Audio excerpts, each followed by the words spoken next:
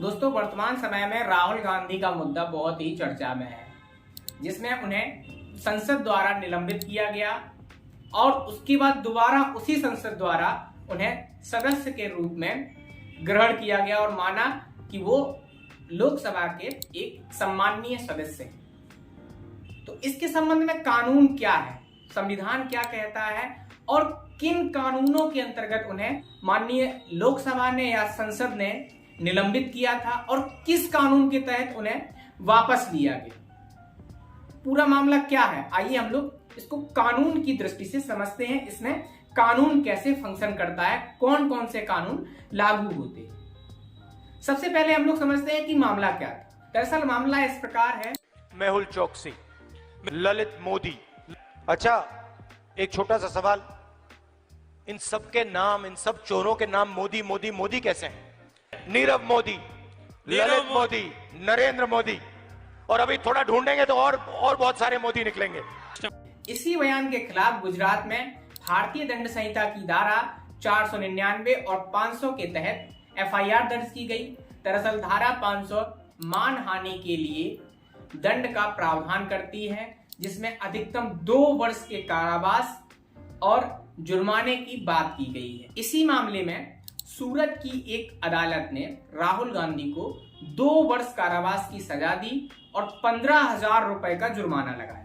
राहुल गांधी की सदस्यता क्यों गई और इसके पीछे कौन कौन से कानून, कौन कौन से अधिनियम फंक्शन करते हैं। देखिए, भारत में किसी भी सदस्य की सदस्यता की अर्हताएं क्या होंगी, निर्भरताएं क्या होंगी और कब वो सदस्य संसद सदस्य या लोकसभा सदस्य या राज्यसभा सदस्य या फिर विधानसभा सदस्य नहीं रहेगा।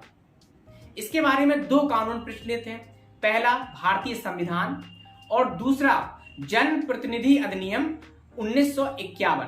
ये 2 कानून बताते हैं कि कब कोई भी व्यक्ति, कोई भी संसद सदस्य या लोकसभा सदस्य, राज्यसभा सदस्य या फिर विधानसभा सदस्य रहने के योग्य नहीं रहेगा।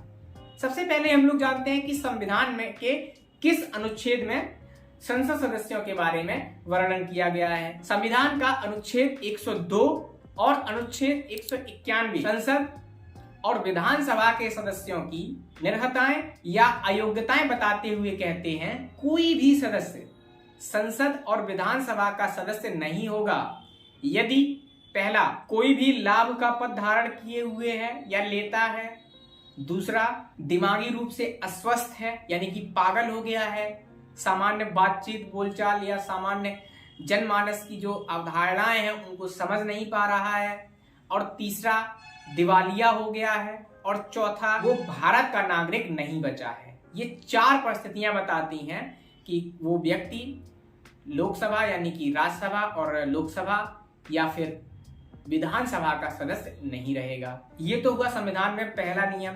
संविधान में दूसरा नियम भी बताता है जो अनुसूची 10 में दिया गया है, जो दलबदल के आधार पर निर्धारित करता है कि कोई भी व्यक्ति संसद का सदस्य कब नहीं माना जाएगा।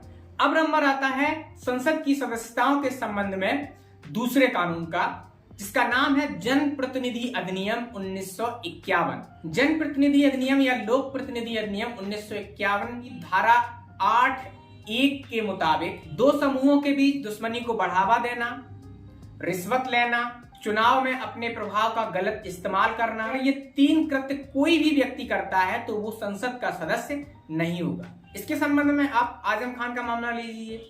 आजम खान की सदस्यता धारा 8(1) के अंतर्गत ही की गई थी, क्योंकि उन्हें हेट स्पीच के मामले में निलंबित किया गया था। और 8(1) की धारा स्पष्ट रूप से कहती है, कोई भी व्यक्ति जो 2 समुदायों के बीच में लड़ाई की बात करता है उसको सदस्य, संसद सदस्य या विधानसभा का सदस्य रहने की इजाजत नहीं है। इसके बाद धारा 8(2) कहती है कि कोई भी व्यक्ति मुनाफाखोरी, खाने पीने की चीजों में मिलावट या फिर दहेज एक्ट के अंतर्गत 6 माह के कारावास से दंडित किया गया हो, उसको भी संसद सदस्य या विधानसभा सदस्य रहने की इजाजत नहीं है, वो भी नहीं रह सकता। धारा 8(3) कहती है, यदि किसी सदस्य को दोषी ठहराए जाने पर 2 वर्ष की सजा मिली है तो वह व्यक्ति संसद सदस्य रहने का योग्य अधिकारी नहीं है। तो यही वो सेक्शन है जिसके अंतर्गत राहुल गांधी की सदस्यता रद्द की गई। और राहुल गांधी के मामले में जनप्रतिनिधि अधिनियम की धारा 3 की वजह से उनकी सदस्यता गई। तो आपको इतना समझ में आ गया होगा कि राहुल गांधी की सदस्यता क्यों गई। अब हम लोग आते हैं अगले प्रश्न पर कि जब सदस्यता चली गई, जब उन्हें 2 वर्ष की सजा हो गई, तो फिर उन्हें दोबारा क्यों संसद में लिया गया और किसके आदेश पर लिया गया? दोबारा वो सदस्य कैसे बन गए, कैसे बहाल हो गए?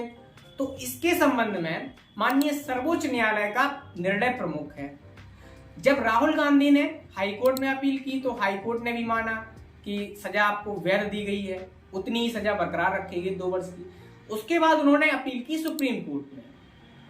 सुप्रीम कोर्ट अपने विस्तार पूर्वक सुप्रीम कोर्ट ने जब इस मामले को देखा और समझा तो उन्होंने तुरंत उनकी इस सजा पर रोक लगा दी। और जैसे ही रोक लगी वैसे ही लोकसभा सचिवालय ने पुनः राहुल गांधी को लेटर लिखकर अवगत कराया कि आपकी सदस्यता बहाल की जाती है क्योंकि माननीय सर्वोच्च न्यायालय ने आपकी सजा पर रोक लगा दी है। तो इस प्रकार से राहुल गांधी के ऊपर जो सदस्यता खत्म हुई थी, उनको जो सजा मिली थी, उस सजा के रद्द होने के कारण लोकसभा ने उन्हें पुनः संसद सदस्य के रूप में स्वीकार कर लिया है। तो ये है राहुल गांधी का पूरा मामला और उससे संबंधित कानून। इसके संबंध में अगर आपका कोई भी प्रश्न हो तो आप कमेंट बॉक्स में पूछ सकते हैं और चैनल को लाइक, सब्सक्राइब और शेयर जरूर करिए। मिलते हैं अगले वीडियो में, तब तक के लिए अपना ख्याल रखें। धन्यवाद। जय हिंद।